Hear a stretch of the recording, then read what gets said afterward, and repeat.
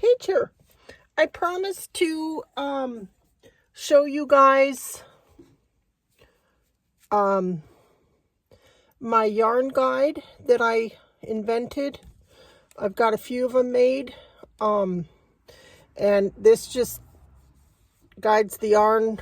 I wrap it around my pinky, which I'll show later, and then up and over this finger, so that when I'm crocheting, this finger can kind of relax a little better and the yarn stays where I want it.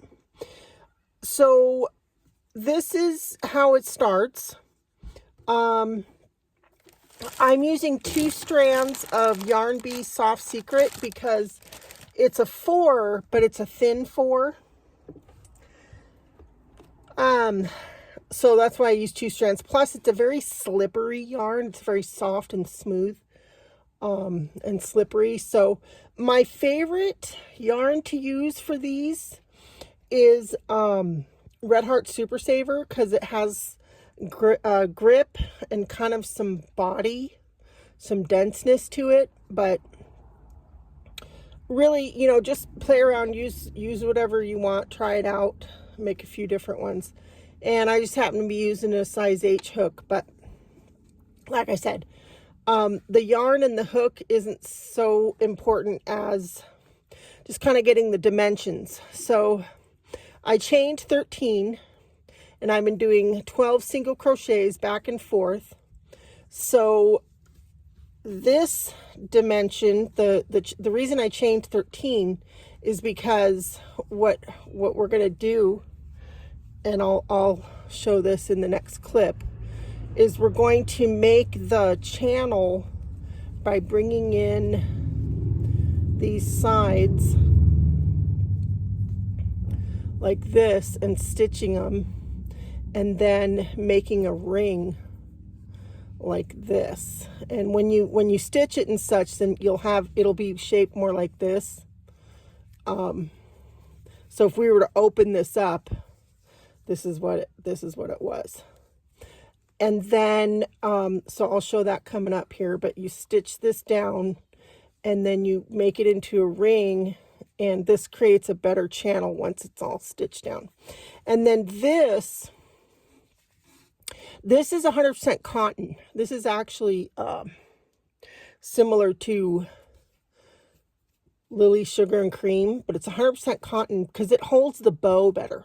You want to be able to undo the bow, because that's what makes it adjustable. So you can tighten it down if you need to make it fit snug. Okay, so that's what I did. Just kind of measure to get to figure out how many chains to start with. Measure it around your finger. You don't want it too big. I mean, it could even be a little short, really, because you're going to be sizing it based on this cotton piece of yarn that you tie in a bow. Okay, so that's step 1 there. All right. Next step, I'll show you the next step. Okay, now, what we're going to do is we're going to leave a long tail, and I left a pretty long beginning tail. We're going to leave a pretty long tail. I think that'll be enough. I don't know, a couple feet. Pull it through and tighten it. And then get our yarn needle.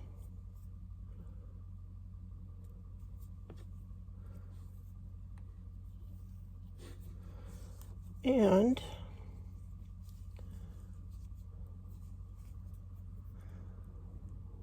I'm going to do a running stitch here, kind of behind the camera here, so it's a little hard to see what I'm doing.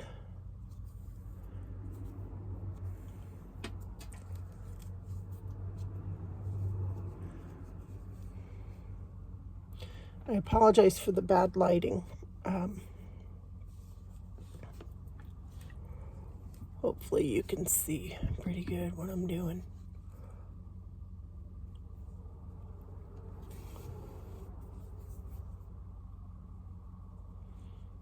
on a stitch for stitch.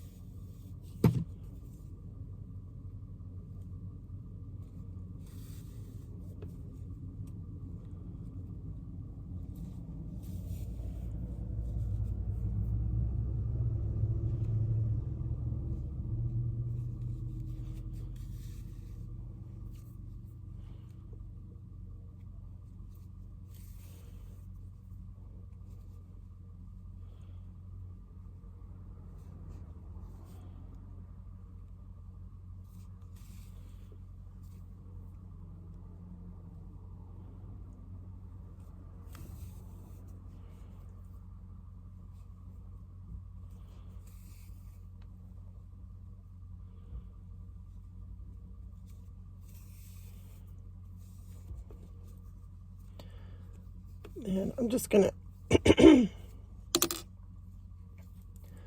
knot it here just to keep those stitches from coming undone.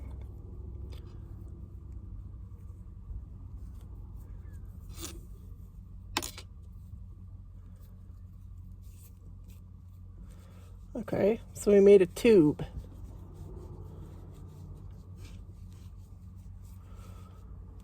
Our chain went this way and went back and forth with single crochets. Now we're going to turn this inside out, or right side out.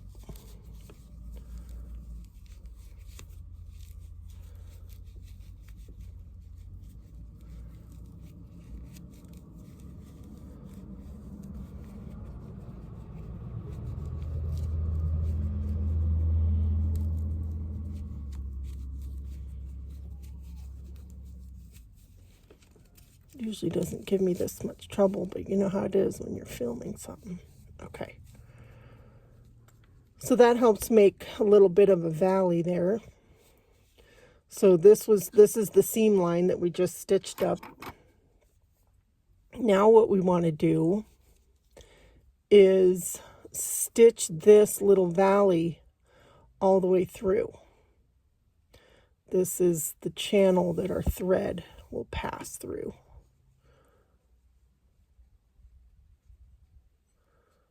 When we're using it as a yarn guide.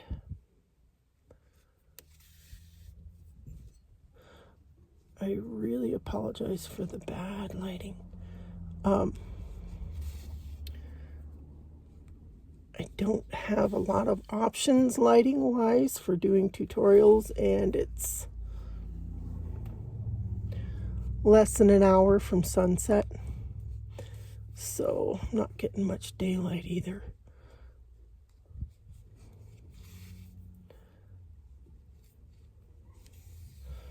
I'm just going all the way through like that.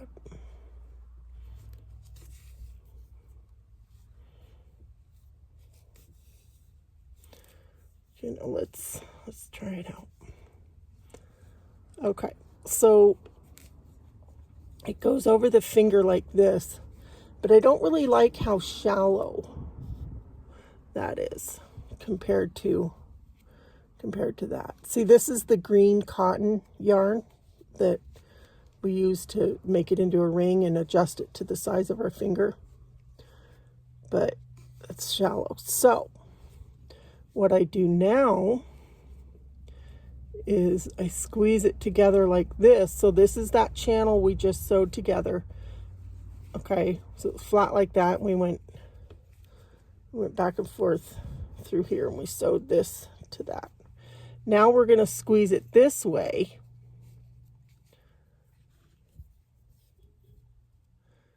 And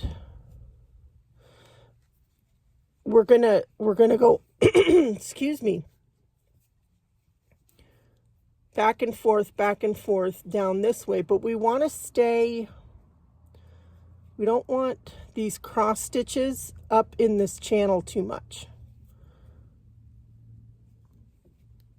So I'm kind of below the halfway point this way.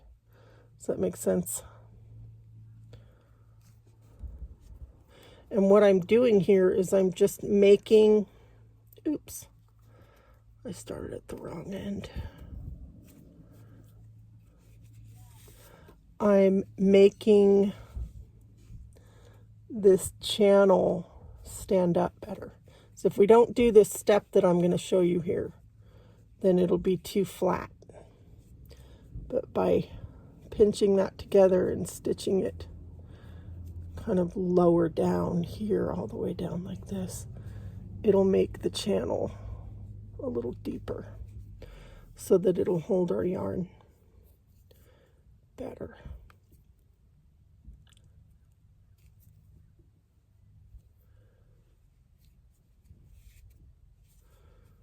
Okay.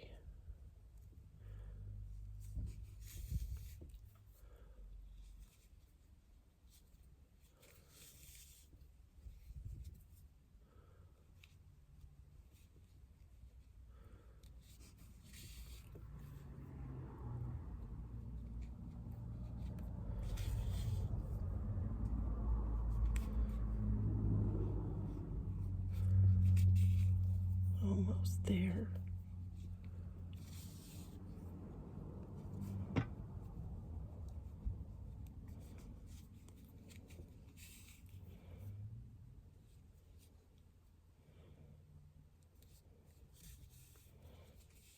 Okay.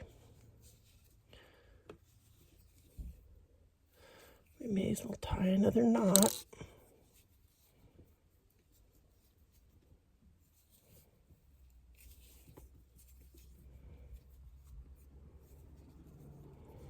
This yarn is slippery, so it doesn't hold knots that great. And then I'm going to, I think I'll just do 2 strands at a time, hide the ends.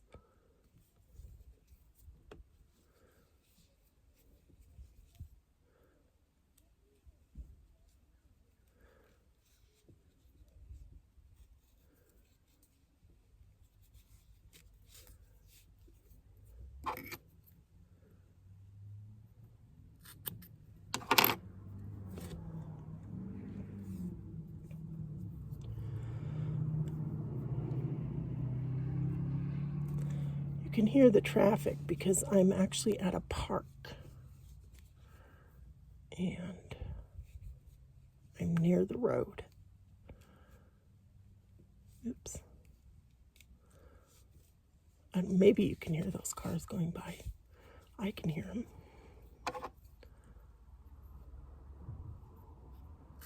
Okay. Let's find our channel. Here's our channel. Okay, now let me go get the cotton yarn. Okay. Got this at Michael's Loops and Threads. 100% cotton. And it's not like this is like kitchen cotton, you know. It's a kind of rough. That's what you want. Because it holds knots better. So you run this through the channel.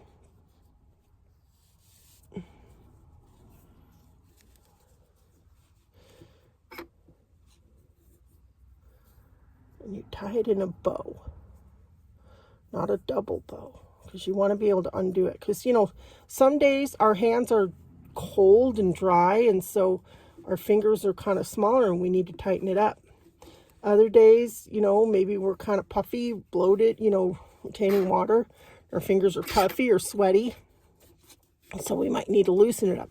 Oh, and I wanted to mention, I made one of these. I'll show it to you here. Using cotton. I do not recommend using cotton for the actual yarn guide. This one's tightened way down, but I had to tighten it so much that it cuts off the circulation on my finger. But the cotton stretches. It doesn't have bounce back, you know. Acrylic is what I recommend. Because the cotton, you know, that one there that I showed you, it gets baggy, so to speak, stretches out and it starts spinning on my finger and I don't recommend cotton for the actual main part of this, but I do recommend this kitchen cotton for this little. And of course, because I'm on camera, it's fighting me here.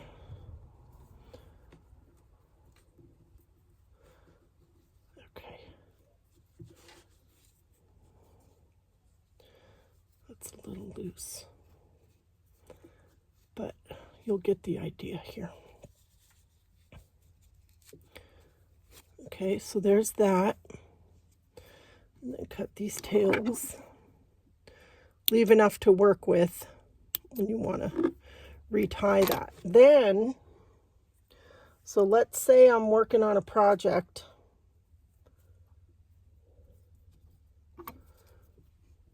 This is how I, well, first I'm going to make my slip knot and pretend that I'm starting a project. Okay. So this is how I, oops.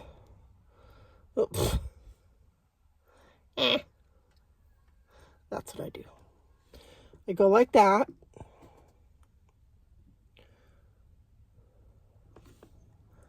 And then I go like that.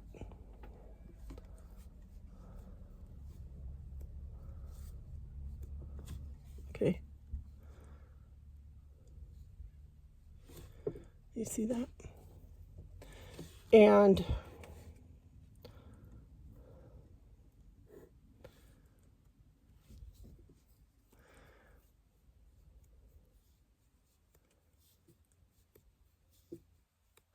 it just seems to do some of the work for me by guiding the yarn through.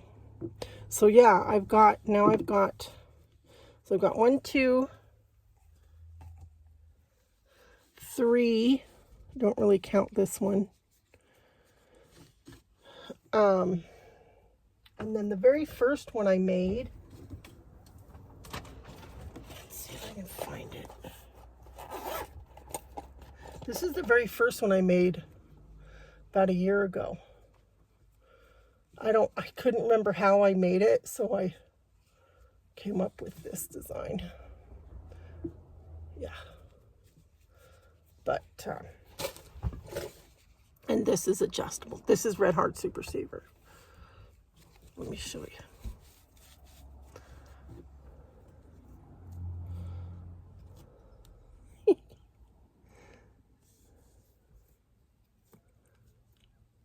My goodness, when you're on camera, it doesn't go so smooth. But yeah. Well, let's say I was going back. I don't know, this finger can kind of relax. And that's just helping my hand because I'm having trouble with my hand. Rather than like just constantly worrying about where the yarn is on this finger. So yeah, that's that. I'll probably end up tightening this. But highly recommend. There's something you can whip up quick if you can't find yours. And yeah. Okay, I hope you enjoyed that. I hope it was helpful. And I'll catch you next time. Take care.